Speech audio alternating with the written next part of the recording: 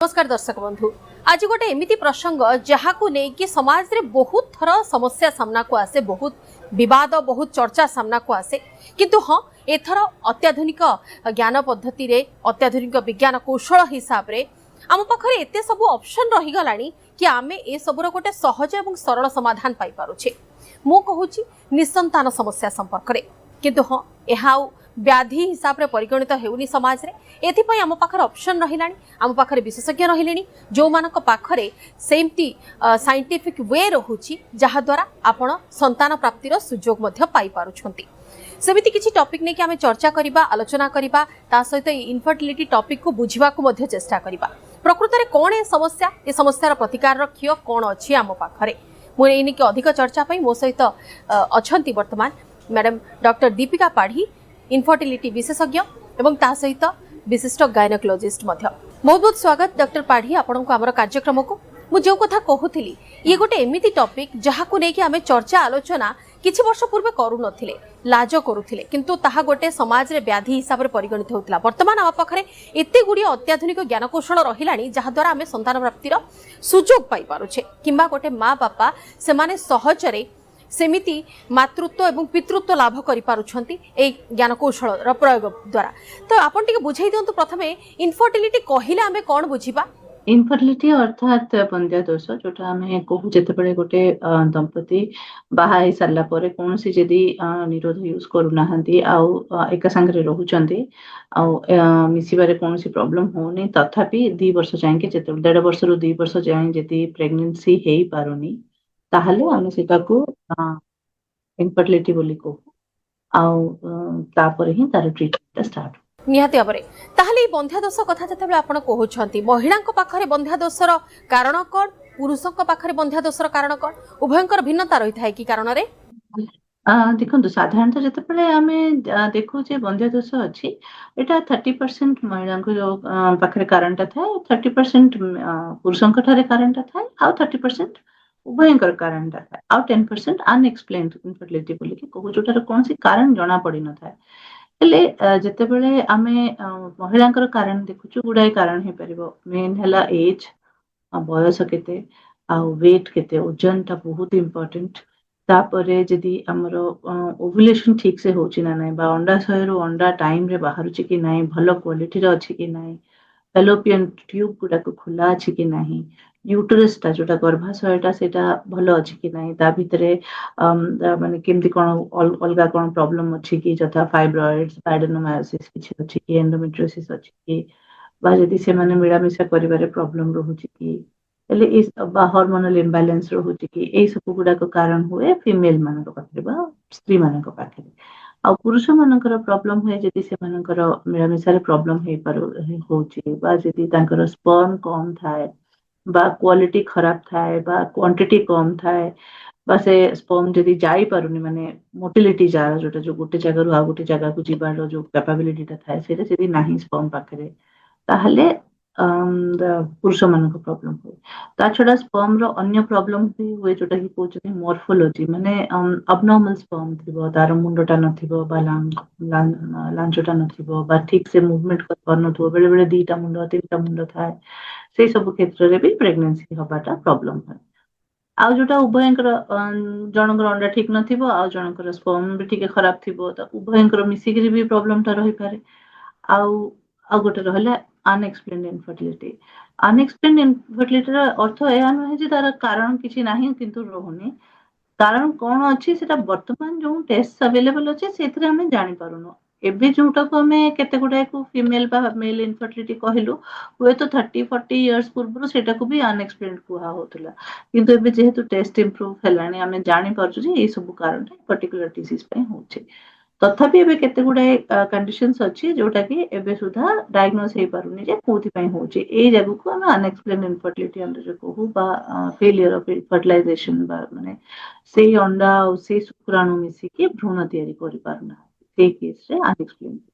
बहुत समय आम शुणीचु जदि अधिक बयस हो गला ताहले आपण माँ बापा होई परिबे नाही, एमिति समाज रे चर्चा होई थाए। प्रकृत रे बयस ही फर्टिलिटी क्षमता को प्रभावित करि थाए कि माँ। देखिबा को गले बयसर सबुठ बेसी इंपोर्टेंट रोल अछि। आम बॉडीटा जेमते तयारी हेछि गोटे झियो पई ଗୋଟେ ପୁଅ ପାଇଁ ବି ପୁଅ ପାଇଁ ଏତେଟା ଇମ୍ପୋର୍ଟାଣ୍ଟ ନାହିଁ ଯେତେଟା ଝିଅ ମାନଙ୍କ ପାଇଁ 20 to 30 years ହଉଛି ବେଷ୍ଟ ରିପ୍ରୋଡକ୍ଟିଭ ସାଇକେଲ ମାନେ ବେଷ୍ଟ ଇୟର୍ସ ଅଫ ରିପ୍ରୋଡକ୍ଟିଭ ସାଇକେଲ ସେଇ ସିଚୁଏସନରେ ବହୁତ ଜଲ୍ଦି ପ୍ରେଗନେନ୍ସି ରହିଯାଏ ସାଧାରଣତଃ ନଷ୍ଟ ହୁଏନି ମାନେ ପ୍ରେଗନେନ୍ସି କମ୍ପ୍ଲିକେସନ୍ସ କମ ରୁହେ ଆଉ ଜଲ୍ଦି ବି କନସିଭ୍ ବି କରିଯାଆନ୍ତି ଯଦି 20 ରୁ କମ ଥାଏ ବୟସ ତାହେଲେ ବଡିଟା ପ୍ରିପେୟାର ହେଇନଥାଏ ପ୍ରେଗନେନ୍ସି ପାଇଁ ଆଉ ଲିଗାଲ ବି ନୁହେଁ ଆଉ ତା ସାଙ୍ଗରେ ବାହାଘର ଏଜ୍ 18+ ହେଇଯାଇଛି ତ ସେଥିପାଇଁ ସେଇ ସମୟରେ ବଡିଟା ବି ରେଡି ହେଇନଥାଉଛି ପ୍ରେଗନେନ୍ସି କମ୍ପ୍ଲିକେସନ୍ସ ବହୁତ ଅଧିକା ରହୁଛି ଓଭୁଲେସନ ଷ୍ଟାର୍ଟ ହେଇନଥାଉଛି ସେଥିଲାଗି ପିଲାମାନେ କନସିଭ୍ କରିପାରୁନାହାନ୍ତି ଆଉ 30 ପରେ ଏଜ୍ ବଢିଯିବା ଯୋଗୁଁ ଏଗର କ୍ୱାଲିଟି ବହୁତ କମିଯାଏ ତ ତେଣୁକରି କ୍ୱାଣ୍ଟିଟି ବି କମିଯାଏ ଆଉ କ୍ୱାଲିଟି ବି କମିଯାଏ ତେଣୁକରି ପ୍ରେଗନେନ୍ସି ରହିବାଟା ଟିକେ ଡିଫିକଲ୍ଟ ହେଇଯାଏ ସେମିତି ହିଁ ଆମେ ଆଉ ଟିକେ ଆଗକୁ ବଢିବା 35 ପରେ ଆହୁରି ବି କମିଯାଏ ମାନେ ଯେତିକି ଏଜ୍ ସାଙ୍ଗରେ ଆମେ ଜନ୍ମ ହେଇଥାଉଛୁ ତାଠୁ ଆହୁରି ହାଫ୍ ହେଇଯାଏ 38 39 ବେଳେ ଅଲମୋଷ୍ଟ ଅଲ୍ ସରିଯାଇଥାଏ ଭଲ କ୍ୱାଲିଟି ଏଗ୍ ସବୁ ସରିଯାଇଥାଏ 41 42 ପରେ ପ୍ରାୟ ଏଗ୍ସ ଆଉ ନଥାଏ ତ ଏଇଟା ହଉଛି ଯୋଉ ଜେନେରାଲ ଯୋଉ ଗ୍ରୋଥ एज ସାଙ୍ଗରେ ଯୋଉ ଏଗ୍ ର ଗ୍ରୋଥ ଟା ବା ଏଗ୍ ର ଡିକ୍ଲାଇନ ଟା ଯୋଉ ଷ୍ଟାର୍ଟ ହୁଏ ସେଇଟା ଆଉ ଜଣ ଜଣଙ୍କର ରେୟାରଲି କଣ ହୁଏ 20-25 ଇୟର୍ସ ରେ ଅଣ୍ଡା ସରିଯାଏ ଏଇ ଜାଗାକୁ ଆମେ ପ୍ରିମେଚର ଓଭେରିଆନ ଫେଲିୟର ବୋଲିକି କହୁ ଯୋଉଥିରେ ଏଜ କମ ଥିବ କିନ୍ତୁ ବୟସଟା ଅଣ୍ଡାର ବୟସଟା 40+ କଣ୍ଡିସନ କୁ ପଡି ଯାଇଥିବ ସେମିତି ମେଲ ମାନଙ୍କ ବି 35 ଇୟର୍ସ ପରେ ସ୍ପର୍ମ ର କ୍ୱାଲିଟି ଟା କମି ତଥାପି ଯେହେତୁ ସ୍ପର୍ମ ଟା ଏଭ୍ରି 4 months ତିଆରି ହେଇଥାଏ ତ ତେଣୁକରି ତାର ଏଫେକ୍ଟ ଟା ସେତେ ଅଧିକା ପଡେନି ଯେତିକି ଫିମେଲ ଉପରେ ପଡେ ନେଭରଦଲେସ୍ ଅଛି ସ୍ପର୍ମ ଉପରେ ବି ଏଜ ର ଏଫେକ୍ଟ ଅଛି ଆଚ୍ଛା ମାନସିକ ଦୁଶ୍ଚିନ୍ତା ଇନଫର୍ଟିଲିଟିକୁ ପ୍ରଭାବିତ କରିଥାଏ କି? ନିଶ୍ଚିତ ମାନସିକ ଦୁଶ୍ଚିନ୍ତାର ପ୍ରଭାବଟା ଆମ ଲାଇଫର ସବୁ କ୍ଷେତ୍ରରେ ଅଛି ମାନେ ସବୁ କିଛିରେ ସେଟା ଏଫେକ୍ଟ କରେ ଆମର ମେଣ୍ଟାଲ ୱେଲବିଙ୍ଗଠୁ ନେଇକି ଫିଜିକାଲ ୱେଲବିଙ୍ଗ ହିଁ ଯଦି ଖରାପ ହେଇଯିବ ତାହେଲେ ପ୍ରେଗନେନ୍ସି କିପରି ହେଇପାରିବ ତ ଷ୍ଟ୍ରେସର ଏଫେକ୍ଟ ଯୋଗୁ ଆମର ଏଗର କ୍ୱାଲିଟି ଖରାପ ହେଇଯାଇଥାଏ ଷ୍ଟ୍ରେସର ଏଫେକ୍ଟ ଯୋଗୁ ସ୍ପର୍ମର କ୍ୱାଲିଟି ଖରାପ ହେଇଯାଇଥାଏ ଆଉ ବେଳେ ବେଳେ ପ୍ରେଗନେନ୍ସି ବେଳେ ବି ଷ୍ଟ୍ରେସ୍ ଅଧିକା ହେଲେ ବି ପ୍ରେଗନେନ୍ସି ଉପରେ ବି ଏଫେକ୍ଟ ପଡେ ପ୍ରେଗନେନ୍ସି ଲସ୍ ବି ହୁଏ বা ରିକରେଣ୍ଟ ପ୍ରେଗନେନ୍ସି ଲସ୍ ହୁଏ ବା 20 weeks 25 weeks ଏସବୁ ସମୟରେ ବି ଆଇୟୁଡି ମାନେ ପିଲା ଗର୍ଭପାତ ହେଇଯାଏ ତ ତେଣୁକରି ଷ୍ଟ୍ରେସର ଗୋଟେ ବହୁତ ଇମ୍ପୋର୍ଟାଣ୍ଟ ରୋଲ ଅଛି ସେଥିପାଇଁ ଯୋଉମାନେ ବି ପ୍ରେଗନେନ୍ସି ପ୍ଲାନ୍ କରୁଛନ୍ତି ସେମାନଙ୍କୁ ଆଡଭାଇସ୍ ରହୁଛି ଯେ stress free completely stress free ରହିବାଟା ତ ମନୁଷ୍ୟ ପକ୍ଷରେ ସମ୍ଭବ ନୁହେଁ କିନ୍ତୁ ଯେତେ ପାରିବେ ଆପଣ ମନଟାକୁ ସ୍ଥିର ରଖନ୍ତୁ ଆଉ ମେଡିଟେସନ କରନ୍ତୁ ମର୍ଣ୍ଣିଂ ୱାକ୍ କରନ୍ତୁ ବା ୟୋଗା କରନ୍ତୁ ଯୋଉଥିରେ ମନଟା ସ୍ଥିର ହେଇକି ରହିବ ଯେମିତିକି ଆପଣଙ୍କର ପ୍ରେଗନେନ୍ସି ବି ଜଲ୍ଦି ହେଇପାରିବ ଆଉ ପ୍ରେଗନେନ୍ସି ପରେ ଯୋଉ ଆପଣଙ୍କର କନସିଭ୍ କରିବା ପରେ ଯୋଉ 9 months ବି ସେଟା ବି ଇଜି ହେଇଯିବ ବାରମ୍ବାର ଯଦି ଗର୍ଭପାତ କରାଉଛନ୍ତି ତାହା ବି ଇନଫର୍ଟିଲିଟିକୁ ପ୍ରଭାବିତ କରିଥାଏ କି? ଏହାର ଦୁଇ ପ୍ରକାରର କଣ୍ଡିସନ୍ସ ଅଛି ଗୋଟେ ଅଛି ଗର୍ଭପାତ ଯଦି ନିଜେ ହେଇଯାଉଛି ଯଦି ନିଜେ ନିଜେ ରିକରେଣ୍ଟ ଅବର୍ସନ ହେଇଯାଉଛି 1.5 month ହଉ କି 2 month ହଉ କି 3 months ରେ ହଉ ବାର ହେଇଯାଉଛି ଯଦି 3ଟାରୁ ଅଧିକା ଗର୍ଭପାତ ସେଇଭଳି ତାର ସେ ହେଇଯାଉଛି ହେଲେ ସେଟାକୁ ଆମେ ରିକରେଣ୍ଟ ପ୍ରେଗନେନ୍ସି ଲସ୍ ବୋଲିକି କହୁ ଏଥିରେ ଯଦି ଫର୍ଷ୍ଟ 3 ମାସ ଭିତରେ ପ୍ରେଗନେନ୍ସି ଲସ୍ ହେଇଯାଉଛି ତାହେଲେ ମୋଷ୍ଟଲି କ୍ରୋମୋଜୋମାଲ ଅବନର୍ମାଲିଟି କଣ ଅଛି ବା ଜେନେଟିକ କଣ୍ଡିସନ କଣ ଅଛି ଯୋଉଟା କି ଆମକୁ ଖୋଜିକି ବାହାର କରିବା ପାଇଁ ପଡିବ ଯେ କଣ ପାଇଁ ବାରମ୍ବାର ହେଇଯାଉଛି ଅନ୍ୟ କଣ୍ଡିସନ୍ସ ହୁଏ ଯୋଉଟା କି ଆମର ବ୍ଲଡରେ କିଛିଟା ପ୍ରୋବ୍ଲେମ ରହିଲେ ବ୍ଲଡଟା ମାନେ ଗଣ୍ଠି ପଡିଯାଏ ତ ତେଣୁକରି ସେଇ ସମୟରେ ବି ଗର୍ଭପାତ ହେଇଯାଏ ତାରସେ ଆଉ ଗୋଟେ ସିଚୁଏସନ ଅଛି ଆମ ବଡି ନିଜେ ଆଣ୍ଟିବଡି ତିଆରି କରିବ ମାନେ ବଡିର ସେଲ ହିଁ ନିଜେ ପ୍ରେଗନେନ୍ସିକୁ ରିଜେକ୍ଟ କରିବ ତ ସେଇ ସମୟରେ ବି ନିରନ୍ତର ଗର୍ଭପାତ ହେଇ ଚାଲେ ଆଉ ଗୋଟେ ହଉଛି ଯଦି ପେସେଣ୍ଟ ନିଜେ ବାର କରେଇଥାଏ ବା ବାର ଡିଏନସି କରେଇଥାଏ ୱାଶ କରେଇଥାଏ ହେଲେ ସେ ସମୟରେ ୟୁଟ୍ରସର ଲାଇନିଂଟା ଖରାପ ହେଇଯାଏ ବେଳେ ବେଳେ ଟ୍ୟୁବ ବନ୍ଦ ହେଇଯାଏ ଟ୍ୟୁବର ଭିତର ଯିବା ପାଇଁ ଯୋଉ ୟୁଟ୍ରସ ଭିତରୁ ରାସ୍ତାଟା ଅଛି ସେଇଟା ବନ୍ଦ ହେଇଯାଇଥାଏ ତେଣୁକରି ଆମର ଆଡଭାଇସ୍ ହଉଛି ଯେ ଫର୍ଷ୍ଟ ପ୍ରେଗନେନ୍ସି ଆପଣ ବହୁତ ଥର ଶୁଣିଥିବେ ମା ମାନେ ବି ଘରେ କହିବେ ଯେ ଫର୍ଷ୍ଟ ପ୍ରେଗନେନ୍ସି ନଷ୍ଟ କରନ୍ତୁ ତ ଏଇଟାର କାରଣ ହଉଛି ଏଇଆ ଯେ ପରେ ପରେ ପ୍ରେଗନେନ୍ସି ରହିବା ଡିଫିକଲ୍ଟ ହେଇଯାଇପାରେ ତାହେଲେ ମ୍ୟାମ୍ ଆପଣ ଏକଥା ବୁଝେଇ ଦିଅନ୍ତୁ କି ଆମେ କେବେ ବିଶେଷଜ୍ଞଙ୍କର ପରାମର୍ଶ କରିବାର ଆବଶ୍ୟକତା ଅଛି? ଗୋଟେ ଦମ୍ପତି ଯଦି ଏକା ସାଙ୍ଗରେ ରହୁଛନ୍ତି ଛୁଆ ପିଲା ଇଚ୍ଛା କରୁଛନ୍ତି କିଛି କୌଣସି ପ୍ରକାର କଣ୍ଟ୍ରାସେପସନ ୟୁଜ କରୁନାହାନ୍ତି ଆଉ ଏକା ସାଙ୍ଗରେ ରହିଲା ପରେ ବି ଯଦି 2 ବର୍ଷ ଯାକେ ତାଙ୍କର ପିଲା ଛୁଆ ରହୁନାହିଁ ତାହେଲେ ସେମାନେ ଫର୍ଟିଲିଟି ସ୍ପେଶାଲିଷ୍ଟକୁ ଦେଖା କରିବା ଦରକାର ବା ଆପଣ ପାଖାପାଖି ଆପଣ ଗାଇନୋକୋଲୋଜିଷ୍ଟକୁ ବି ଦେଖା କରିପାରିବେ ସେ ଆପଣଙ୍କୁ ବେସିକ ୱାର୍କଅପ୍ ଯୋଉଟା ଅଛି ସେ ମାନେ ବେସିକ ଟେଷ୍ଟ ଯାକ ଯୋଉ କୋଉଥିପାଇଁ ପ୍ରେଗନେନ୍ସି ରହୁନି ଚେକ୍ କରିପାରିବେ ଆଉ ସିଏ ଯଦି ଚାହିଁ ମାନେ ଜାଣିଲା ପରେ ଯେ ଆପଣଙ୍କର କଣ ଗୋଟେ ପ୍ରୋବ୍ଲେମ ଅଛି ଆପଣଙ୍କୁ ଫର୍ଟିଲିଟି ସେଣ୍ଟର को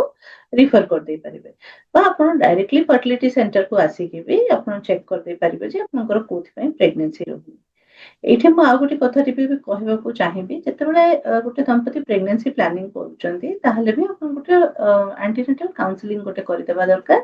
ଯୋଉଟାରେ ଆମେ କେତେଟା ଆଣ୍ଟିନେଟାଲ ଭିଟାମିନ୍ ଆପଣଙ୍କୁ ଦଉଛୁ ଯେମିତି କି ଫଲିକ୍ ଆସିଡ କୋଲିନ୍ ଏ ଯାକ ଯୋଗୁ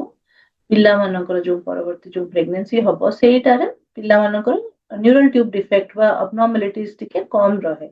ଯୋଉଟା କି ଆପଣ ପ୍ରେଗନେନ୍ସି ପ୍ଲାନ କରିବାର 3 months ପୂର୍ବରୁ ଷ୍ଟାର୍ଟ କରିଦେବା କଥା। ତେଣୁକରି ସମସ୍ତେ ଗୋଟେ ଥର ଗୋଟେ ଆଣ୍ଟିନେଟାଲ କାଉନସିଲିଂ ପ୍ରିନେଟାଲ କାଉନସିଲିଂ କୁ ପଳେଇ ଆସିବା କଥା। ଯଦି ଆପଣଙ୍କ ଘରେ କୌଣସି କାହାର ଅବନର୍ମାଲିଟିଜ ଅଛି ଆଗରୁ ବା କାହାର ଅବନର୍ମାଲ ଛୁଆ ହେଇଛି ତାହେଲେ ବି ଆପଣ ଗୋଟେ ଥର ପ୍ରିନେଟାଲ କାଉନସିଲିଂ କୁ ଆସିବା ଦରକାର। ଯେତେବେଳେ ଯାଉଥିବେ ସେମିତି କିଛି ବ୍ୟକ୍ତି ଆପଣଙ୍କ ସହିତ କିମ୍ବା କେମିତି କୌଣସି କପଲ ଆପଣଙ୍କ ସହିତ ଦେଖା କରିବାକୁ ଯାଉଥିବେ ପ୍ରଥମେ କ'ଣ କ'ଣ ଟେଷ୍ଟ ଆପଣ ପରାମର୍ଶ ଦେଇଥାନ୍ତି ମା? ହଁ ପରୀକ୍ଷା ଆମେ ଡିଭାଇଡ କରିଦେଇ ପାରିବା ଯେ କେତେଟା ଫିମେଲ ମାନଙ୍କ ପାଇଁ ଅଛି ଆଉ କେତେଟା ଫିମେଲ ମାନଙ୍କ ଅଛି। ମନେକର ଗୋଟେ ଦମ୍ପତି କେବେ ବି ପ୍ରେଗନେନ୍ସି ରହିନି ଫର୍ଷ୍ଟ ଚେକଅପ ରେ ଆସିଛନ୍ତି 2 ବର୍ଷ 3 ବର୍ଷ ହେଇଯାଇଛି ବାହାଘର ହେଇକି ଛୁଆ ରହିନି ଆସିଛନ୍ତି ତାହେଲେ ଫିମେଲ ର ଆମେ କ'ଣ ଦେଖିବୁ ହରମୋନ ବାଲାନ୍ସ ଅଛି କି ନାହିଁ ଅଣ୍ଡା ହଉଛି କି ନାହିଁ ଅଣ୍ଡା ଅଛି କି ନାହିଁ ଦେହରେ यूट्रस केमती अछि और फैलोपियन ट्यूब गुडा खोला अछि कि नहीं एतिक होछि बेसिक वर्कअप सेमती मेल रो देखिबो ब्लड टेस्ट देखिबो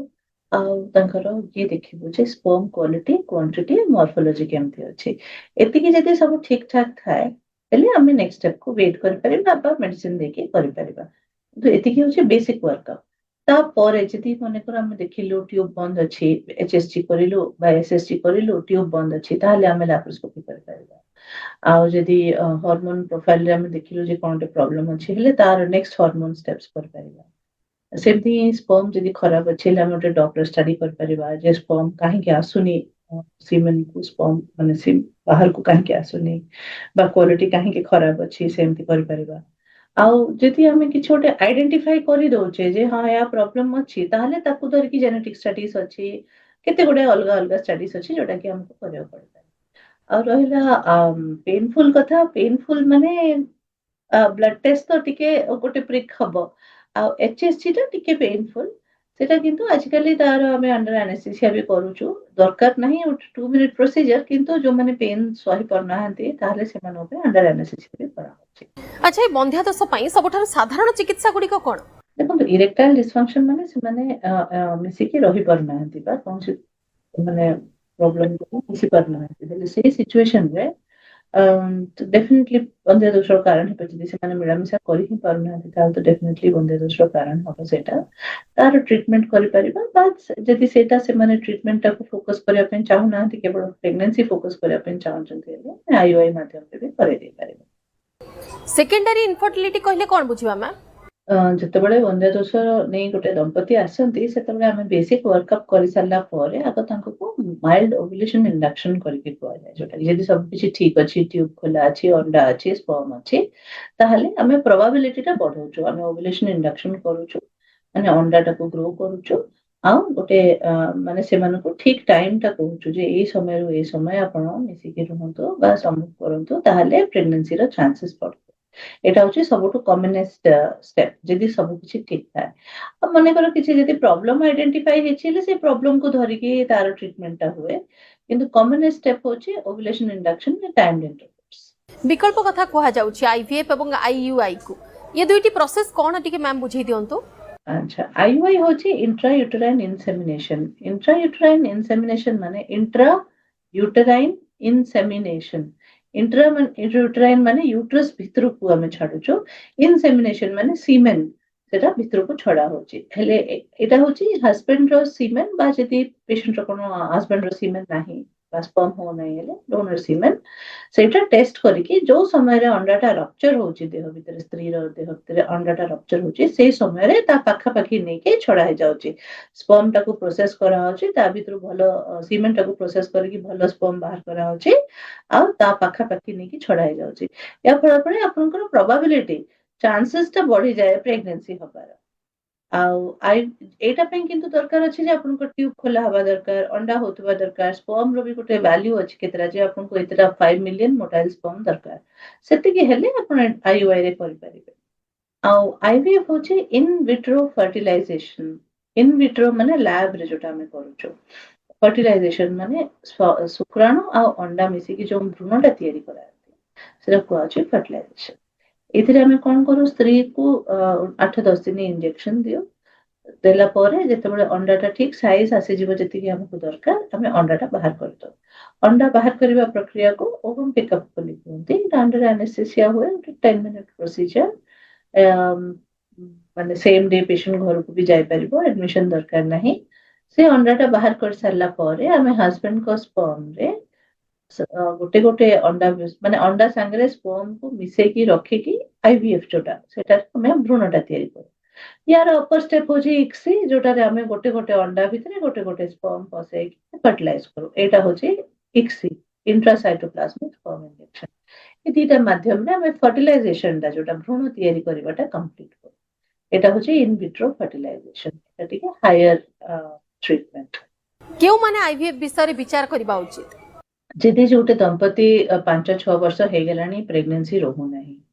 ताहले से माने विचार करबा उचित। जदि आपनकर अंडा बहुत कम अछि एज अधिका हेलानी 35 प्लस हेलानी ताहले भी अंडा बेसी कमी जाय छै 3-4टा ही अंडा अछि ताहले आप विचार करबा उचित। यदि स्पर्म क्वांटिटी और क्वालिटी बहुत कम अछि ताहले आपण आईवीएफ पे जिबा उचित। जदि दीटा को फैलोपियन ट्यूब ब्लॉक अछि बा जननकर एक्टोपिक प्रेगनेंसी बा ट्यूबल प्रेगनेंसी हे कि फैलोपियन ट्यूब दीटा खराब ही जाय थाए से समय रे से मानो पे भी only IVF is the only way. जदि फैमिली प्लानिंग ऑपरेशन कर सारछन जो बीटीएल जो ट्यूबल लाइगेशन ऑपरेशन हे जाय छी कोन से कारण मते आपण आउथरे छुआ चाहउचंते ताहले भी आपण को आईवीएफ करबा पे पड़तो। जदि आईयूआई 2-3 थर करचंती ता फेलियर हे जाय छी आईयूआई रे रोहुनी ताले नेक्स्ट स्टेप ता होचे आईवीएफ। ए सब गुडे कारण था जोटारे आम आईवीएफ प्रेफर करबा केतरा कारण था जोटारे इवन वर्षे 2 वर्ष हेची बाहाय कि किंतु दीटा को फैलोपियन ट्यूब ब्लॉक अछि बस स्पर्म क्वालिटी बहुत कम अछि अंडा बहुत कम अछि ए सब क्षेत्र रे हमको डायरेक्टली आईवीएफ जीवा पड़े। अच्छा एक कथा भी कहि दियंतु जने दंपति विशेषज्ञ को परामर्श करबा पूर्वरु केते समय पर्यंत निजे चेष्टा करबा उचित जो भी दंपति नवविवाहित दंपति अराउंड 2 इयर्स वेट कर परिबे जे एक्चुअली प्रेगनेंसी होची कि नै जदि एज नॉर्मल एज रे बाहाय जंदी जदि 35 प्लस 3 करो एज 35 प्लस अच्छे वा इवन हस्बैंड पर एज 35 प्लस अच्छे ने आपण अटिके जल्दी 6 मंथ्स जाय कि आपण चेकअप करे दबा दरकार छै कोन प्रॉब्लम अछि काहे से समय रे हम पाखरे समय कम थाए हमें बहुत समय वेस्ट कर परिबानी वेट करी जे प्रेगनेंसी हबो कि नाही आइडियली 1 ईयर परे जदि आपनकर प्रेगनेंसी रहूनी आपण इच्छा करछन्ती किंतु प्रेगनेंसी रहूनी माने आपण थरे चेकअप करबा दिया दरकार जदि 2 इयर्स हेकलानी माने निहाती जल्दी छिपा दरकार आ जदि बाहाय कि त बाहायला बेले एज अधिका अछि माने 6 मंथ्स भीतर बंध्या दोष को रोका जाई पारे किंबा ठीक करा जाई पारे कि मैम बंध्या दोष को तो सेटा गोटे माने गोटे बहुत लूज टर्म अछि जे इनफर्टिलिटी करके ना बहुत थोड़ा देखा जाउछि कि सब फर्टिलिटी माने से माने प्रेगनेंसी हे परिबो किंतु टिके असिस्टेंस दरकार अछि टिके मेडिसिन बा टिके कोन प्रोसीजर ए बडा कोन दरकार है हेले एटा रोका जाय परिबोनी किंतु आपण हेल्दी लाइफस्टाइल ये कर परिबे फॉलो कर परिबे आपण वेट टाकू नॉर्मलाइज करके रखि परिबे रेगुलर एक्सरसाइज करूथबे एज टाकू आपण ध्यान रे रखिथिबे जे आपण 20 रु 30 इयर्स भितरे प्रेगनेंसी हे जिबाटा उचित ऑफ कोर्स जने दंपति पिला सेतेबेले ही करबा कथा जेतेबेले से माने मेंटली फिजिकली फाइनेंशियली रेडी थांती किंतु यदि केवल साइंटिफिकली देखा जाए हेले 20 टू 30 इयर्स होची बेस्ट आजिकली हम आ गोटे माने ये करूछु ऑफर करछु जे आपण आपनकर एग्स फ्रीज करके रखि दी पारंती जेतेबेले हम देखुछु फीमेल माने करियर ओरिएंटेड अछंती से समय रे से मानकर करियर तांको अलाउ करूनी जे से माने प्रेगनेंसी करि परिबे ताले से समय रे हम कोन करछु एक ग्रो करूछु एक बाहर करूछु आ एक फ्रीज कर दोछु जदि आपण ता भितरे जेतेबेले भी प्रेगनेंसी करिया पे चाहिले आ आपण को एज 40 भी हे थाउ किंतु आपण को एग जोटा में रखिछु आपण को 27-28 इयर्स रे से एग रो एज 27-28 ही रहिला तेनु करी से समय रे आपण को सेटा हेल्प करिवो जे आपण को 40 इयर्स हे जेछि किंतु आपण निज एग रे आपण प्रेगनेंसी करे पाछो आजिकली एटा गोटे बहुत अपकमिंग इश्यू अछि आ बहुत ए लोक भी एटा को ये यूज कर लेनी ए सुविधाटा अन्य केउ सब कारण अछि जहा कि फर्टिलिटी को प्रभावित करथाय ଦେଖନ୍ତୁ ଲାଇଫଷ୍ଟାଇଲ ରେ ଆମେ ଆଜିକାଲି ସେଡେଣ୍ଟାରୀ ଲାଇଫଷ୍ଟାଇଲ କୁ ହେଇଗଲାଣି ସମସ୍ତଙ୍କର, ମାନେ ଆମେ ମାକ୍ସିମମ୍ ଟାଇମ ଦିନରେ ବସିକି କାଟୁଛୁ ବା ଯାହା ବି କାମ କରୁଛୁ ବସିକି କରୁଛୁ ବହୁତ ସମୟ। ଫିଜିକାଲ ଆକ୍ଟିଭିଟି ବହୁତ କମିଗଲାଣି, ୱାକିଂ ଆଉ ଅଦର ଆକ୍ଟିଭିଟିଜ ବହୁତ କମିଗଲାଣି, ତେଣୁକରି ଡେଫିନେଟଲି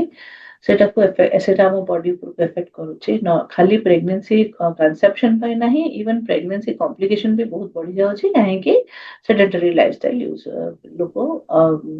ଫଲୋ କରୁଛନ୍ତି। ତେଣୁକରି ଆକ୍ଟିଭ ଲାଇଫଷ୍ଟାଇଲ ବହୁତ ଇମ୍ପୋର୍ଟାଣ୍ଟ। ଆପଣଙ୍କର ବଡିରେ ଯୋଉ ଫ୍ରି ଅକ୍ସିଜେନ ରାଡିକାଲ୍ସ ଥାଏ, ଯୋଉଟା କି ଅକ୍ସିଡେଟିଭ ଷ୍ଟ୍ରେସ କରେ ଆଉ ଅକ୍ସିଡେଟିଭ ଇଞ୍ଜୁରି କରେ ବଡିକୁ,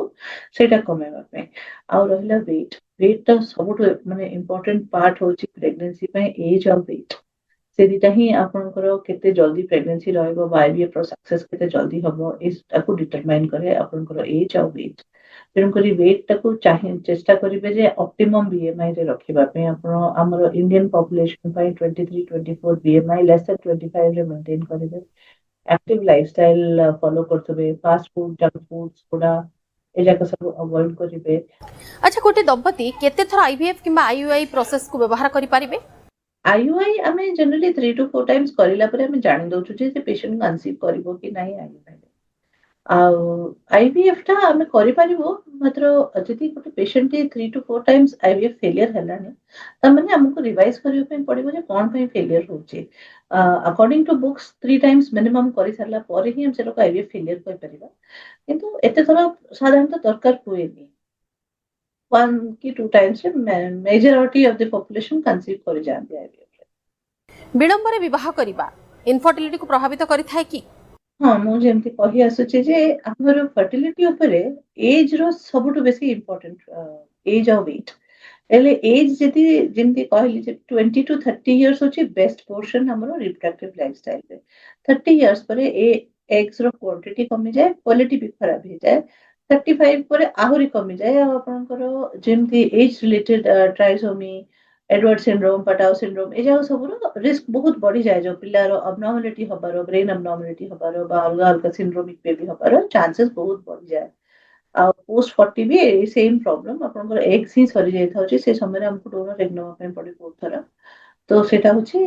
ଇସ୍ୟୁ। ତେଣୁକରି ଏଜ ର ସବୁଠୁ ବେଶୀ ଇମ୍ପୋର୍ଟାଣ୍ଟ ରୋଲ ଅଛି ଫର୍ଟିଲିଟିରେ।